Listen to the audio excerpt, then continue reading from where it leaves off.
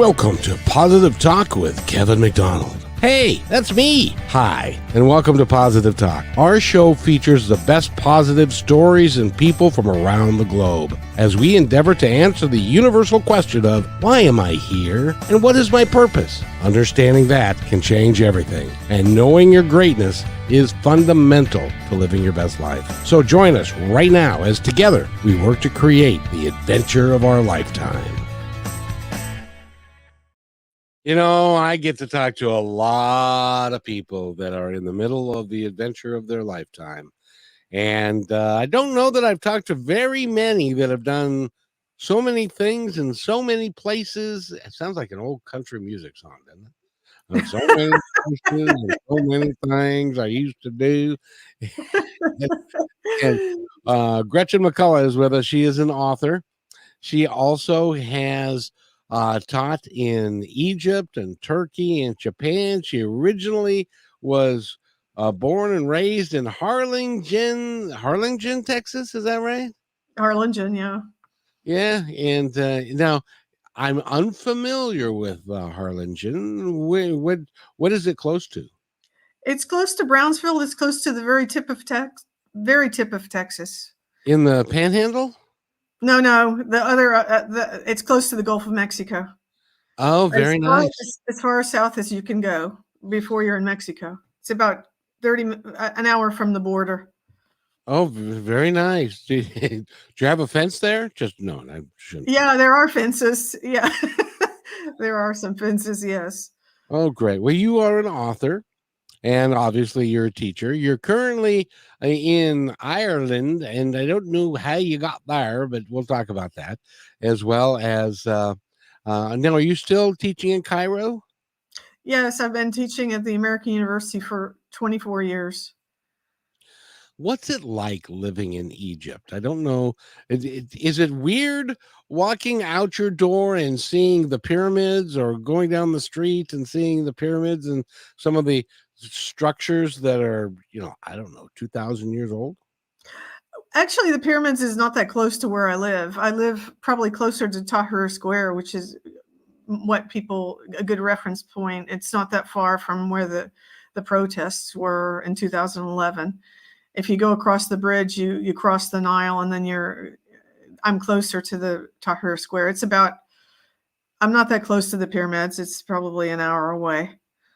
Oh, now, have you ever, you've been there for a long time. So, well, I've been in Seattle my whole life. I've been in the Space Needle twice. I've been to the pyramids a lot. Yeah. But not recently, but usually you go a lot when you have visitors. Oh, I imagine so. That must be really breathtaking to and go through the pyramids and to see how they were constructed so long ago that they don't even, there are rumors, but they don't really actually know how they were constructed, or do they? Yeah, I'm not sure that they do know. Cairo is a phenomenal city to visit.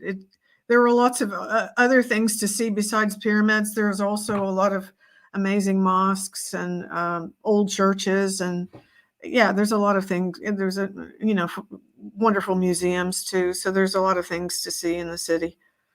So you ended up there in Cairo for the last 24 years? Yeah, I had a Fulbright in Syria in 1997 to 99, and I had my MFA from University of Alabama, so I went back to Alabama for a year. And a friend of mine said, "There's the perfect job for you." And I said, "What?" She said, "In Cairo." I didn't know I'd be going back because I was there in the 80s. So you never know about the way your life is going to go. Well, so what do you teach there? I teach writing, and sometimes I teach creative writing, but I teach a lot of essay writing and research writing, and all different kinds of writing, travel writing. Mm-hmm.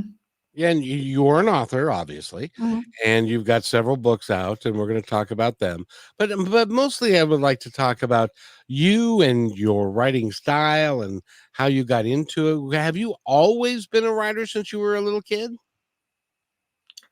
I started writing in high school, and I had a few teachers who encouraged me. And then I went I went to Stevens College, and I had a teacher who encouraged me, and then at the university I had professors who were writers, and they were encouraging me, but not when I was a little kid. I think when I was a little kid, I thought I was going to be a lawyer. Well, that makes good sense. Do they have lawyers in Cairo? I think they must. Oh yeah, a lot of lawyers in Cairo. They're lawyers in Cairo. They're lawyers everywhere. What's it like now? You'll have to forgive me because I don't live in a foreign country. I never have lived in a foreign country. Egypt strikes me as being a Middle Eastern type of country, and it's got to be hot and stuff. What's it like living there?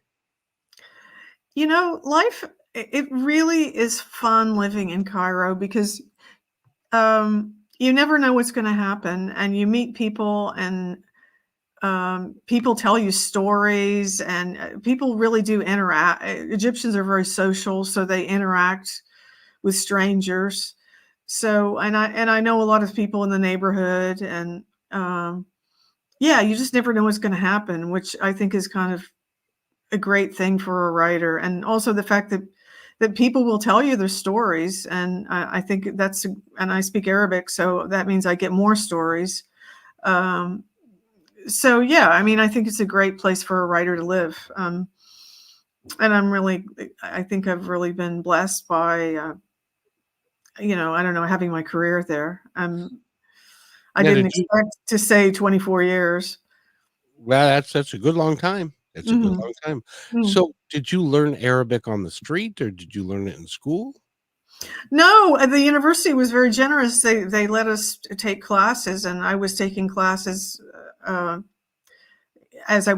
whenever I wasn't teaching, I was taking Arabic classes. So I started, before I went to Syria, I took a year, and then I studied for a year. And then when I came to AUC, I started taking Arabic classes, and I just kept taking and taking and taking classes. And now my husband and I are translating things. So I wouldn't say my Arabic is perfect, but I'm certainly advanced. I read in Arabic. So yeah, I mean, it's a hard language. Oh, I can't. Now, you in school in the United States, I didn't even know they taught Arabic. They do at the university, at some universities. I don't think they teach. I'm not aware that it's taught in high school. See, I would have thought that maybe French or German or Spanish or one of those, but you also spent time in Japan, which is not an easy language to master either. Yeah, I didn't make much headway in Japan on my Japanese because I did three countries in a row. First it was Egypt, then in my 20s, and after that I went to Turkey, and then after that I went to Japan, and so it was kind of running out of gas, and I didn't learn that much Japanese, unfortunately. Now, I have to ask, you were born and raised in Texas. What gave you the wandering feet to want to go to different countries in the world rather than stay and watch football games on Friday night in Texas?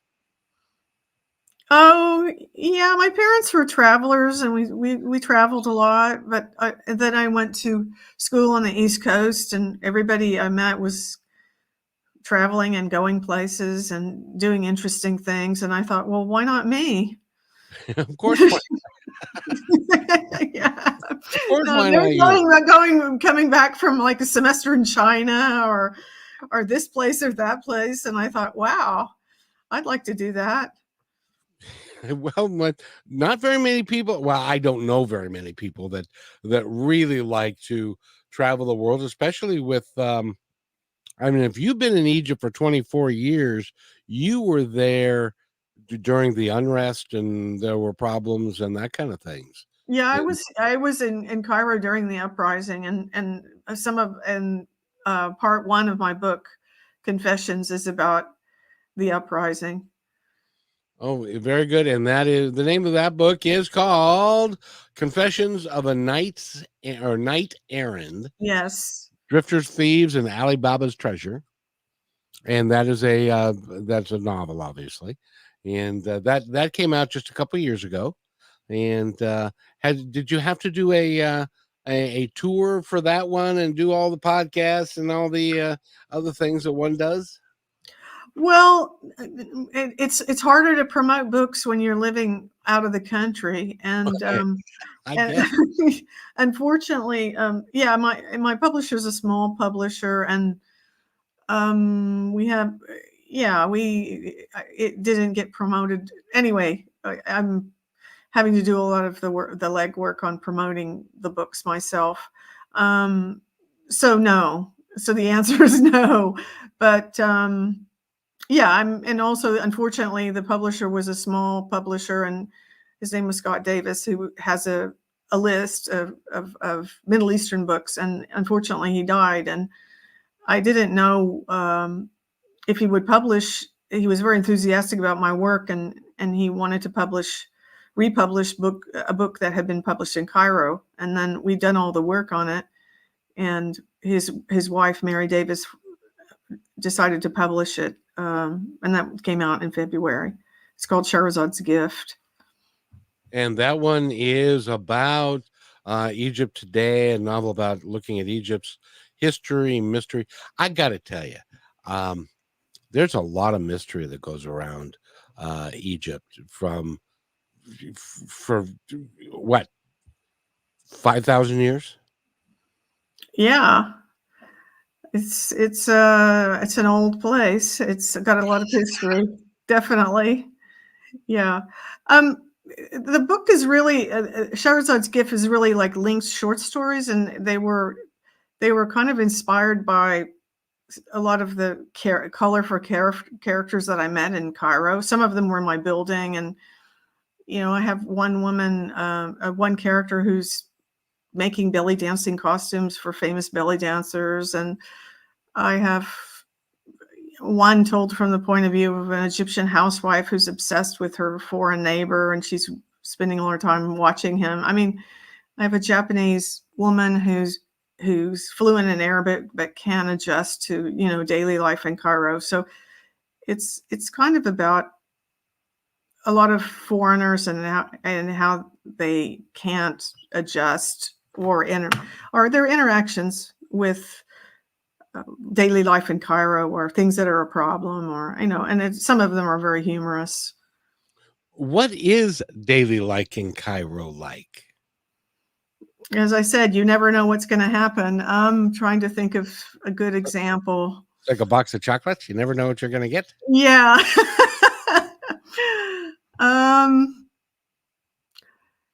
Yeah, I mean, there are power outages, or things don't go according to plan. Things get canceled. Lots of times things get canceled. You have to be very flexible. Even at the university, we had so many holidays in the spring. I don't know that we even had any school, because we had religious holidays, and we have national holidays, and we have more religious holidays. So yeah, you just have to be a flexible person, I think, to live in Egypt. Now, and I don't know if there's a national religion there or not, but would it be being a Muslim? Is that Yes, most people are Muslim. Yeah, I'd say maybe 15% of the population are Christian. Oh, okay. I'm not sure if that's exactly right, but the majority of people are Muslim. Yes. Oh, very good. So, what got you into writing? I know you did it in college, but in your writing now, and you're also teaching writing. Is it all kind of combined, and one has led to the other, which led to the other, which back to the other, and stuff? I don't know how to. Teaching is, yeah. Sometimes sometimes it's great that I can encourage students to write, but the writing, as I said, some of the writing was inspired by some of the short stories are inspired by actual things that have happened, but then I kind of pulled the thread because the way people tell stories, even in Egypt, they exaggerate wildly. So, for example, in Confessions of a Knight Errant, the novel, I was actually there, and I was coming back from Spain actually, and on the day of then they cut the networks. They cut the networks, and which means, no phones, no, when I came into the airport, there was no one to meet me, and there weren't even any taxis, which was like almost unheard of in Cairo. So I couldn't believe it. And then the next day, I thought I hired some guy to take me into the city. And when I saw tanks by the road on the way, I thought maybe it's not a good idea to go in. And so I ended up spending the night near the airport. And then the next day when I went into the city, Mubarak's party's headquarters was on fire when I was coming over the freeway. And I thought, oh boy, things are not going well. And so then I did get home, but most of us, we didn't sleep for like 10 days, maybe 12 days. It was kind of touch and go. Anyway, lots of crazy things happened during that point. Stuff that you probably don't see on CNN. So, for example, many foreigners were fleeing the country and they were abandoning their pets.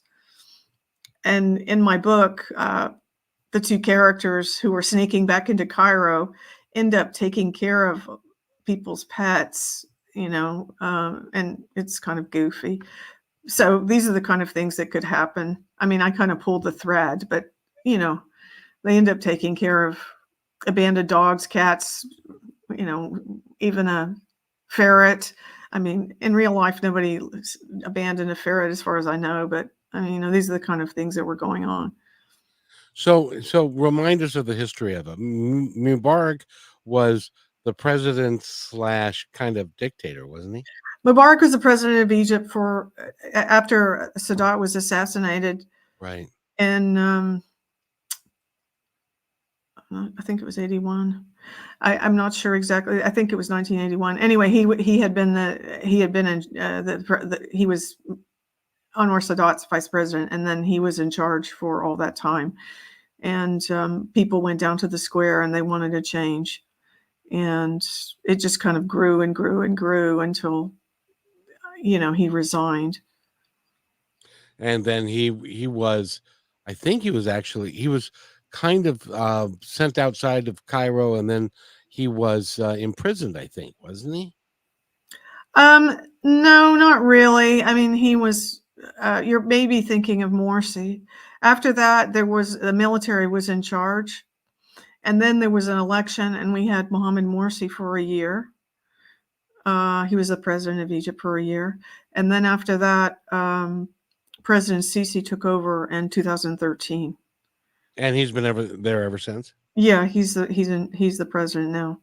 So is it a particularly well-run country these days? Well, yeah, things work-ish. Now, keeping in mind, you lived there and have for 24 years, so I wouldn't expect you to tell me anything other than that, because I would hate for you to get into trouble if that's Yeah. what you're saying. I have no idea. Yeah, Egypt has had a lot of problems because also the war in Ukraine, a lot of the wheat, Egypt was dependent on the war. They were dependent on that wheat. Yeah. And a lot of people eat bread. So that was a problem. And then there's been a devaluation. So that was a problem. And, I'm sure you know about the war in Gaza, and that's problematic. That's a big deal. That's a big deal, especially for Egypt, because you have a border with Gaza, and That's right. Yeah, that's right. And there are people that are concerned about the population of Gaza and coming into Egypt and that kind of thing. And so that's real touch and go right now in the world right there. So it's amazing. I think you've got a tremendous amount of courage to stay there. I would be like, okay, when I saw tanks, it would be like, I probably wouldn't have a cat or a dog because I wouldn't want to leave them, but I might be on my way out of the country as well. So, yeah, well, I don't know if I'm so courageous, but yeah, I do like I do like living in Egypt, and I think Egyptians are really wonderful people, and my husband is Egyptian, and I feel like I've gotten to know a lot of wonderful people. Um, yeah, I've gotten to know a lot of people in the country, and I enjoy living there. Well, and your husband is Egyptian, so his family is all there, and so Yeah. now they're your family and stuff. So yeah, that makes total sense. Let's talk about you. And first of all, I want to publish your website or get it out there for everybody. Gretchen McCullough fictionwriter.com is where you can go. And if you decide you want to buy one of her books, buy it from her. Or do they need to buy it from Amazon? Yeah, I think the links are on the website. They should be the link should go directly to Amazon. And you've also done, let's see, you've done Confessions of a Night Errands, a song by the Aegean Sea. That's a translation with my husband Mohamed Metwalli, and we translated his poems from Arabic to English. Oh, cool. Yeah. And it's And about Izmir, who? Turkey. It's about Turkey. Oh, okay. I Mhm. was gonna say who's Izmir? I have no idea. Izmir is on the western coast of Turkey. Yeah, and I hope you don't mind me talking about this because a lot of people that are in the United States, where 80% of my listenership are or is, I wish I could speak English.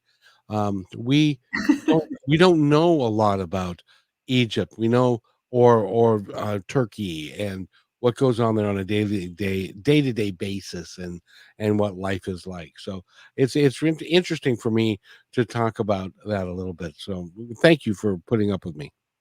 Oh no, it's great. I wouldn't say that my books are completely realistic. Because I kind of play around a lot with. A lot of goofy things happen, and I have a lot of quirky characters, and crazy stuff happens. So I wouldn't say that my fiction is completely realistic, but it might give a reader an idea of um, life. It's not realistic fiction, completely realistic fiction. Now, Three Stories from Cairo is another book that you've written, and on the cover is a belly dancer. I don't even know if they have those in this country. Do they? And where? In In the Egypt? United States. Oh, I've I never. think there are belly dancers in the US. There are places where people belly dance. Um, that book came out in 2011, and it was actually the idea of my husband. He said, "I think a lot of Egyptians would like your work," and so he translated. I was a nominal helper, assistant, but he translated three of the stories into Arabic.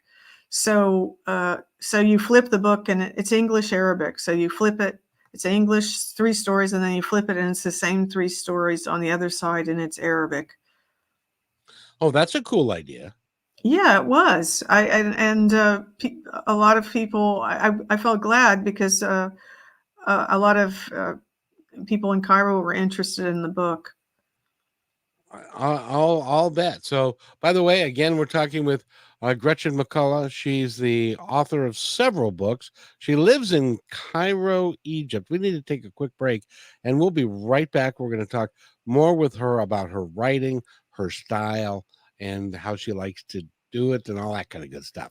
So, stay right where you are. It's just 30 seconds. We'll be right back.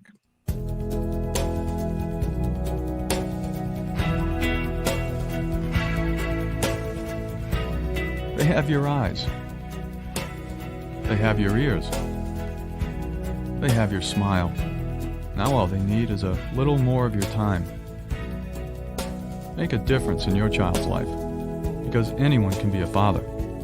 It takes time to be a dad.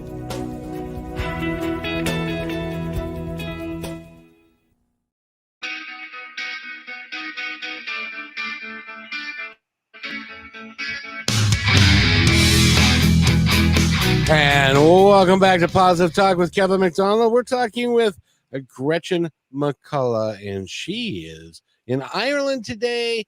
And in Ireland today, it's 11:32 in the evening. And thank you for staying up late with us. So I really appreciate it. And so in total, how many books have you written or translated? Is it 4 or 5? I have 3 stories from Cairo, and then Shahrazad's Tooth, and Confessions of a Knight Errant, and Shahrazad's Gift is a reprint of Shahrazad's Tooth. 5.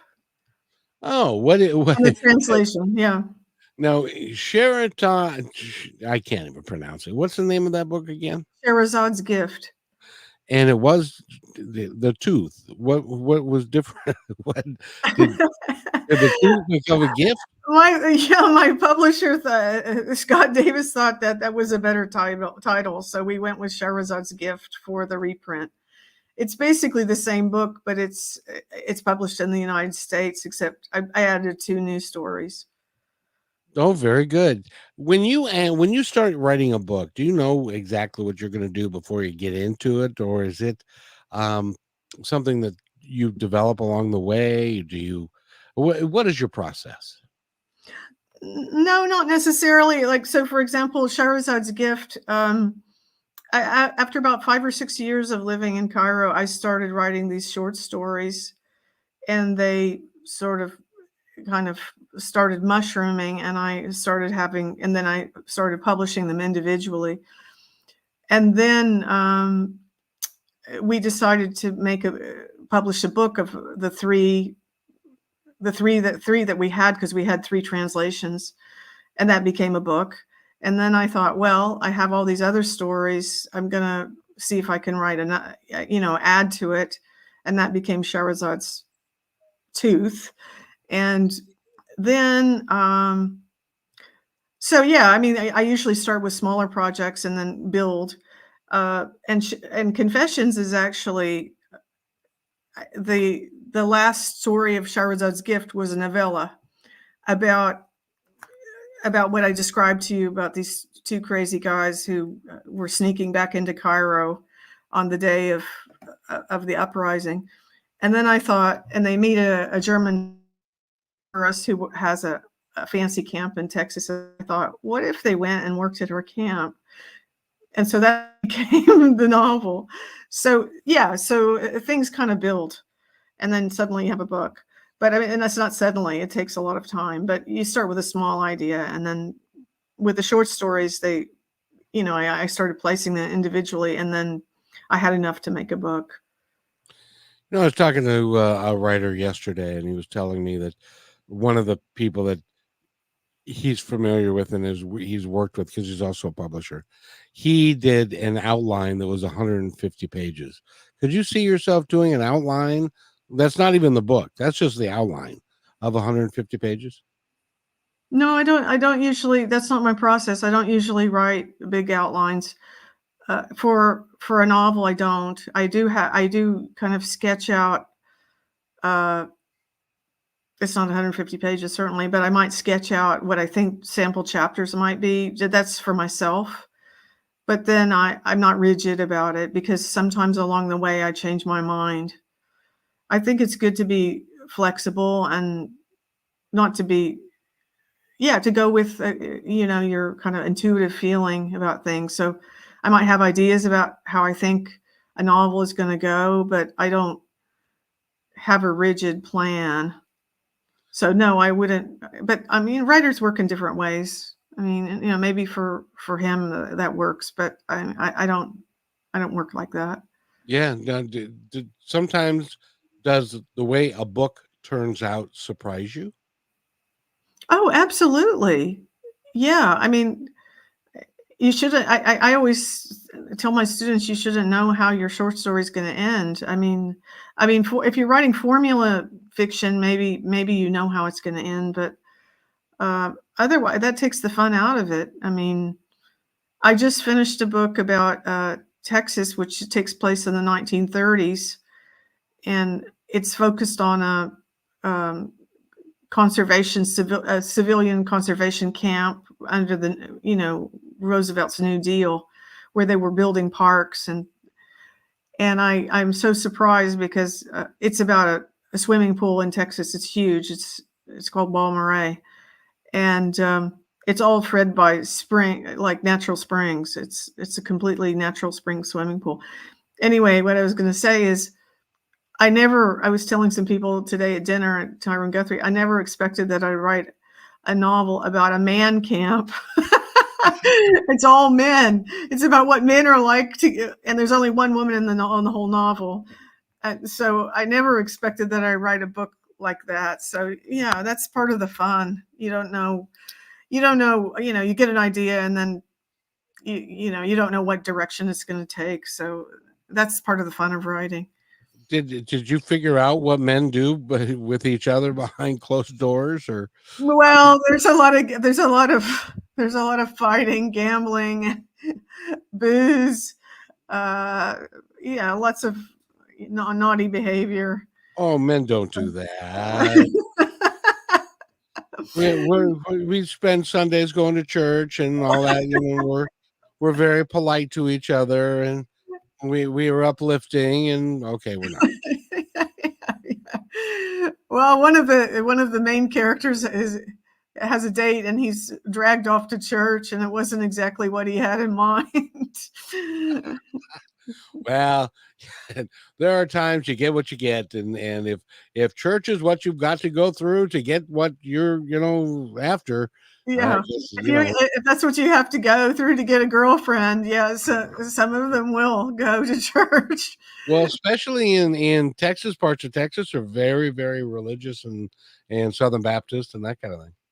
Yeah, in the novel, it's a girl who's Church of Christ or something like that. But yeah, so and he's less than thrilled, but Yeah, but you know what? She's cute, so I'm gonna have to go down to church and see what happens. I'll just pretend I'm interested. I won't learn nothing.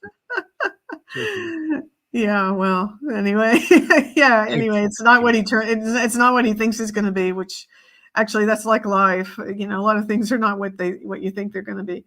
Hardly ever does things turn out exactly the way that you have planned. But and like 25 years ago, did you think you'd be spending the next 24 years in Cairo, Egypt? No, not at all. I mean, I when I left in the 80s, because I had a job at a girls' school, which was kind of rough, and it was just hard. It was my first year teaching, and I thought, that's it. I'm probably not coming back. And believe me, I was so surprised then. But it was a different circumstance. It was a much better job, and it's a better opportunity, the one teaching at AUC at the American University. So I was tempted back, and I remember the dean telling me, "Oh, you can only stay 6 years," and I said, "Oh, I'll never stay longer than that." And here I am 24 years later. I always tell students that they're like, "I don't need to know that." I'm like, "You don't know what you need to know. I mean, you never know you don't know what your life is going to be. You need all sorts of skills."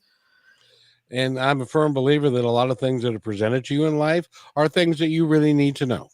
Right. Yeah. Yeah. So, by the way, we're talking with Gretchen McCullough. She's an author and she's a teacher and she's trilingual or something along those lines. No, I would say not try. No. Well, Irish. No, I don't know any Irish. Irish is apparently quite hard.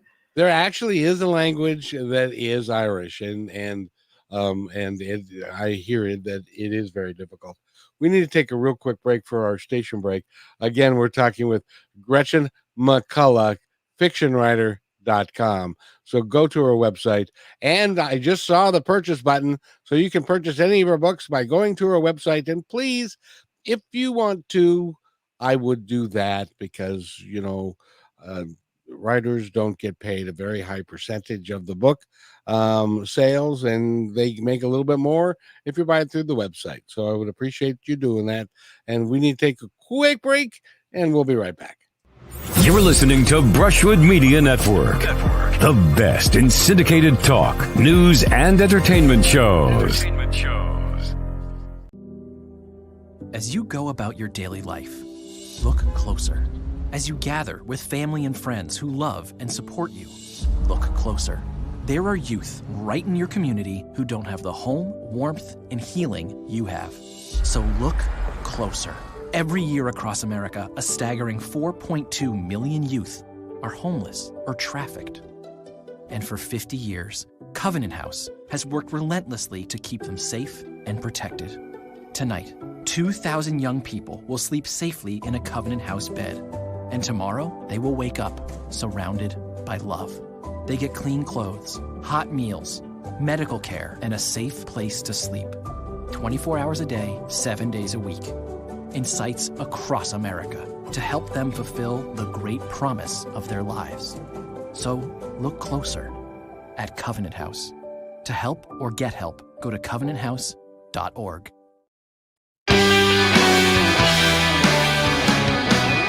And welcome back to Positive Talk with Kevin McDonald. We've got a very interesting show for you. We have somebody who has traveled the world. She's a writer. She's a teacher. She has been in Cairo for the last 24 years. And she's married to a native-born son of Egypt. And how did you meet him? Was he part of the school system somewhere? No, I met him through a friend of a friend. Ah, that's the best way to meet people, through a friend of a friend. Yeah. And he actually had lived in Seattle. Really? Yeah. Hey, he looks familiar. No, I'm kidding. What part of the city did he live in? Do you know? I don't know Seattle. I'm not entirely sure, but he lived there 2000 to he left shortly after 9/11, so maybe 2002 he left. I don't know. He was married to someone else. He was married to another American. Ah, well, and so is he native born Egyptian? Yes, he's Egyptian and he's a poet. And he does. You don't happen to have any of his poetry in English that you could give us like a quick poem, do you? Oh. Well, the poems from a song by the Aegean Sea are in English. Ah. So these are his poems that we translated that are on the website also. But yes, it's right there. A song by the Aegean Sea. And translated from the Arabic to the English. Oh, very nice. Very nice. Now, I have to ask, Arabic, is that a hard language to translate into English? Does it translate well? Or are there words, like I'm told that there are words that we have that they don't have and vice versa? Yes, it is a hard language. It's a very hard language. I usually will do a rough translation by myself, and then we'll sit together and discuss every word and every line. And sometimes his English is very good, and sometimes he'll say to me, but that's the right word. And I say, yeah, but it has no music in English, or that's a cliche.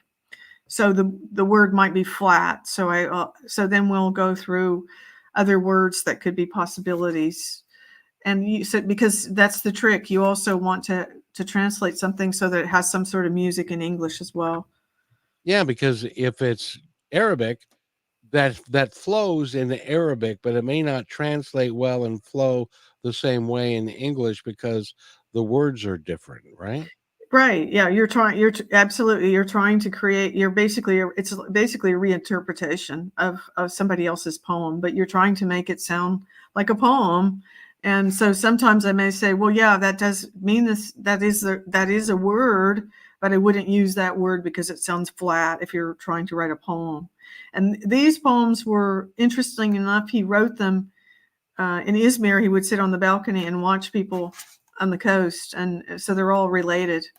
All of these poems are from the balcony. He sort of imagines, life by the coast. So we used to go to Izmir a lot. Now, is the coast on the Adrian Sea It's on the Aegean Sea. It's on That's the it. Aegean Sea. Yeah.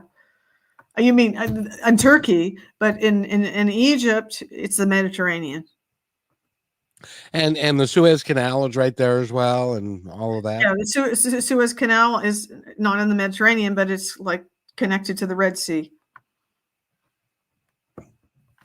Boy, I tell you, you living in that area would be really, really fascinating. Now, is it all brown, or is there areas where there is a lot of vegetation and some rain and all that kind of good stuff, or is it all by irrigation from the Nile? Well, all the area along the Nile would be green, and if you're and there are river deltas. There's a delta, and parts of Cairo are green, but there's a lot of land that's not arable.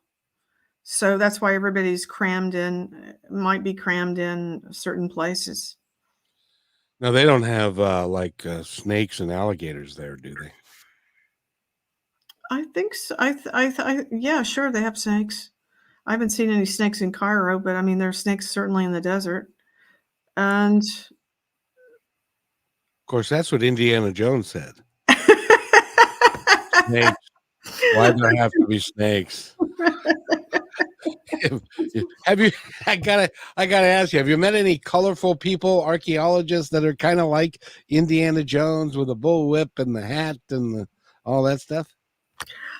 Well, there's Zahi Hawass. He's a famous archaeologist, and he wears the Indiana Jones hat. But yeah, I mean, there are archaeologists around. Oh, I imagine there's got to be, because there's a lot to study there. Yeah, absolutely. Yeah. Yeah. By the way, are there McDonald's there? Yeah, all the fast food places that we have, you can get McDonald's, you can get Pizza Hut, you can get KFC, you can get all those things if you want them. I'm trying not to eat that kind of food, but it's around. Yeah. It doesn't, you think of Cairo or an area like that with the mud, not the mud huts, but maybe a lot of the housing, the way it looks, and then you've got a house that's 1,000 years old and one that's 800 years old, and then a McDonald's in between, and then another. Is that kind of how it looks like? Well, yeah, I mean, yeah, in a way. I mean, the city is it's a kind of conglomeration of the old and the new. Yeah. I mean, and sometimes these things push up against each other. I mean, in kind of weird ways. Like, for example, in our neighborhood, there are kids who are skating, and then there are also people on bikes balancing bread on their head. They might have, bread, I don't know, like a plate of bread, and they're balancing this plate of bread while they're riding their regular bike. Then you might have people who are in big SUVs going by. It's like the old and the new. That would be so. Now, do they drive on like they do in America, or do they drive like they do in Ireland? People drive on the right-hand side of the road, but drivers are kind of crazy. I mean, the rules for driving in Egypt are kind of wild. It's kind of wild. Like, people don't pay attention to like dots in the middle of the road and things like that. Oh, so there must be lots of accidents, or do they manage to avoid them? Well, people are very skillful drivers, but yeah, I'm sure there are actually a lot of accidents, and minibus drivers go very, very fast. So I suppose, yeah. And things are not highly regulated in terms of people getting their driver's licenses. Oh, really? Well, I don't know. I've never lived outside the United States. Went to Tijuana one time and came right back home because I was going, I'm in a whole different country and I don't know the rules here. So I think I'm going to go home now. Yeah. Well, yeah, there are other yeah, I mean, that's part of living in another country is there are other rules. I mean, and life is different. Uh, yeah, that's also, there's also lots of nice things, Um, so for example, during Ramadan, the whole rhythm of that's when people are fasting for a whole month. Right? And the whole rhythm of life in Egypt changes completely. So, for example, in the morning, you won't hear any noise at all on the street, and people will be fasting all day long until the sun breaks, and then at sundown, people will break their fast with their family. So it's kind of a family time. So the rhythm of life is completely different um, to other times. Yeah, I have a friend who celebrates Ramadan in the United States, and he Mhm. was telling me that everybody, you do not eat when the sun's up, and when the sun's down, you can have a great big feast, and then you go to bed and you wake up and you don't eat again until the next night, kind of thing. And it's so it really is it's a ceremonial thing as much as anything else, isn't it? Yeah, the premise behind it is the religious premise is that you are supposed to be living simply, and you are supposed to be feeling like what it's like to be poor, and that's why you're depriving yourself of food, and you're supposed to be praying, and that's the idea. And then you come together with, I mean, you come together with your family and you have a meal. And the religious premise was that the meal was supposed to be a simple meal, but in reality, when you're invited to somebody's house for an iftar, which is a breaking of the fast, it's usually like you just said, it's like it's a feast. But I'm not sure that I don't think that Egyptians would have a feast every single day if they're just having their family, if they're not inviting people. But Right, right. but there's a kind of a cycle where a lot of people are inviting and then they're invited and then they invite. So, but it's a whole month of that. And then people are, because people are up all night and they're fasting, the pace of work is much less. I can imagine because he had problems with it because he would be working all day and he was driving a bus and Mhm. but he wouldn't be able to eat and he could drink water but that was it Right. and so I asked him one time. I said, so what is Ramadan and why do you celebrate it? And he said, I really don't know. I just know that it's cultural and that's what we celebrate and that's what we do. Okay. You've given me a far better explanation than he ever did. Well, the other idea is you're supposed to be praying during the day, and you're supposed to be quiet and meditating, and you're supposed to be living simply, and that's the idea. So I'll bet you during Ramadan, the entire culture and the sounds of the city and everything changes. Absolutely, yeah. It really does change. I mean, in the morning you could hear a pin drop. I mean, and that's crazy because usually in the morning there's a lot of noise. And also even my neighborhood, because I live in a busy neighborhood, there's all sorts of noise outside, but during Ramadan it's very quiet. So that's one of the nice things is it's quiet. I grew up in the restaurant business, and I can just imagine how much trouble that would be if you're trying to run a restaurant and nobody came in all day long because they were fasting, and then all of a sudden the sun goes down and somebody says, "I'll have a dozen Big Macs, please, for me and my family," and all that kind of thing. I don't know if that happens or not. Well, of course, there's a rush because I mean, also people do have to work during Ramadan in the restaurant business, and there is a rush when a couple hours before Ramadan. I mean, before they break the fast, so there's a rush at like 4 or something. So we would always try to order our food like at another time because there's going to be a rush and you won't get it. Or It's the other thing is they will be not prepared to serve anything because you know they're not prepared to serve you other times of the day. So, Well, and their staff would be minimal because a lot of people would be fasting and would be home praying and doing what they do. So I yeah, imagine staffing would be difficult as well. yeah.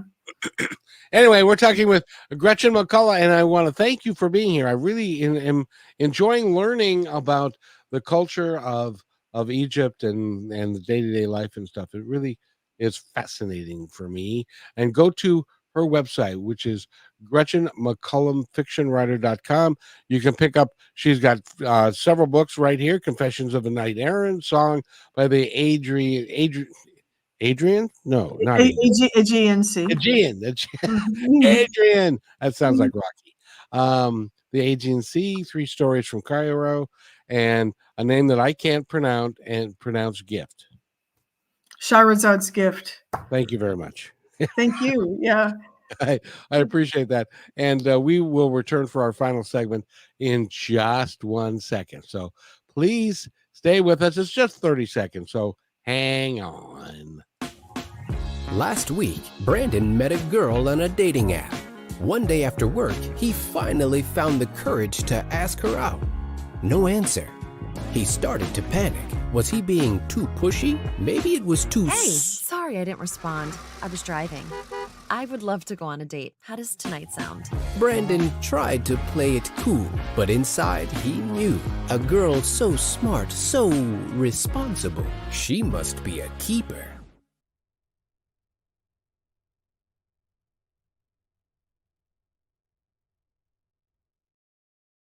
A song about texting somebody and getting a date and them saying yes. I've never had that happen in my whole life. I know. I thought it was a strain, anyways. and so, question I had is romance and marriage and things. Is it very traditional there? Do they have dating apps? Do they have a lot of cell phones and stuff where people meet online and that kind of thing? Everyone has a phone. Yeah, I mean, Egypt is more traditional, but people do date, or they meet people maybe in groups. It's really hard for young people of a certain class to get married because you have to have a flat, and it's expensive to have to get an apartment. It's not as, but people do meet. It's not as free as the United States in terms of, like, for example, it wouldn't be culturally acceptable to live with somebody without being married to them. Now, we were talking about that on a previous show, and in this country, it's changed so much in the last 70 years. 70 years ago, nobody did that. It was like living in sin and stuff. And now, yeah, marriage counselors are saying, why don't you live together for a while before you get married?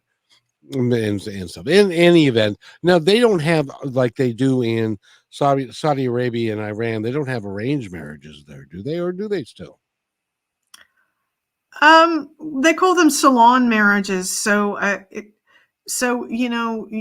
girls might be introduced.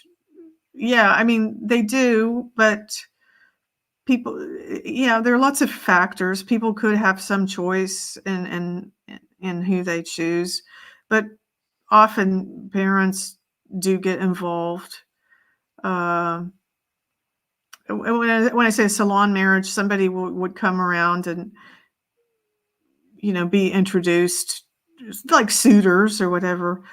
Yeah, I mean, also it might depend on class as well. So, yeah, I mean, it's more traditional, definitely. I mean, but people, young people do meet each other. You see young boys and girls walking together, having ice creams together or whatever, meetings for coffee. It's certainly not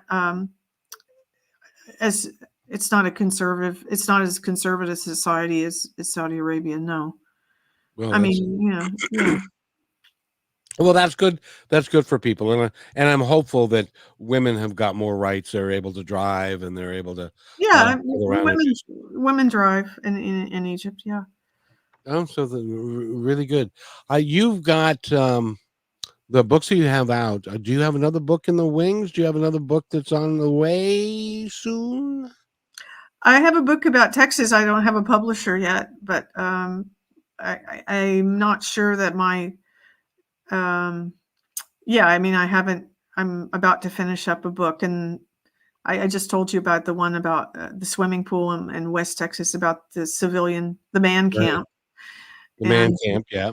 the man camp novel. Yeah, and that's very different. I have a character from the Middle East, and I have a Syrian who's a shopkeeper in that novel, but everybody else is, and American. Well, I mean, they're all Americans, but they're native born more so. They're native born. It's not also a Middle East. The focus isn't. It's not a Middle East novel, really. It's about a certain time and place, and in the 1930s, and when Prohibition was going on, and all that kind of good stuff. So that would be interesting. I hope when you finish it that you will come back and we can talk about that book, because that would be that would be great. I would love that. If first I got to find a publisher. That's the next challenge. Yes. You will, and it'll I promise you will. Any book about Texas will sell well in Texas. I'll tell you that right now. I hope so. Yeah, so that's good. We just have a couple of moments left, and I would love for you to give a budding writer out there, somebody that is saying, I want to write, but I don't know how, and stuff. If you could just give them a moment or two of advice on how to begin writing, how to put, if you've got a book in you, how do you get it out of there? I think the best way to start writing would be to start small, like start with short stories and then try to publish them. Maybe to get some confidence. And, I went to an MFA program, a master. I have a Master of Fine Arts in Creative Writing, and I had a lot of support. I think writers groups are also a good way to start. I've had a bunch of writers tell me that the hardest thing to do, but the thing that's absolutely necessary, is to just start writing. And then it will become more over time, but you got to start. You can't just sit there and look at a blank piece of paper. Do you agree with that? Oh yeah. I always tell my students at the university, I need something. You have to write something down. I mean, if you write something down, then you can do something with it. If you have written nothing at all, then how can I help you? I mean, that's usually what I tell them. So yeah, I think you have to write through stuff, and also maybe realize that if you write a short story, it's not going to be perfect. That's okay. We're into perfection, and we're always thinking that everything has to be perfect. Things are not perfect on a first go round, but you have to do things. You have to practice. It's like practicing the piano or learning how to play the guitar. You have to practice. Well, and I'm going to tell you that you're going to get to practice going to bed now, because it's midnight where you are. Yes, it's very dark here. And I want to thank you so much for being here. And when the next book, when you find the publisher and it comes out, you'll have to come back and we'll talk about it. Okay. Great. Thanks a lot. I really enjoyed it. Gretchen McCullough, and go to her website, which is Gretchen McCullough fictionwriter.com, and it says purchase right down there, and you can purchase the book. Please do it. And thank you, Gretchen. It's been great talking to you. Thank you. Thanks a lot, Kevin. You have a great day, and get some rest. You look tired. Do I? Thanks for listening to this episode of Positive Talk with Kevin McDonald. Our purpose is to provide everyone with a positive, entertaining, and educational experience. I would love your feedback and comments about the show, including possible topics and great guest suggestions. Please email me at kevin@kmmedia.pro. And remember, be kind to one another, because each other's all we've got. That's Kevin at kmmedia.pro.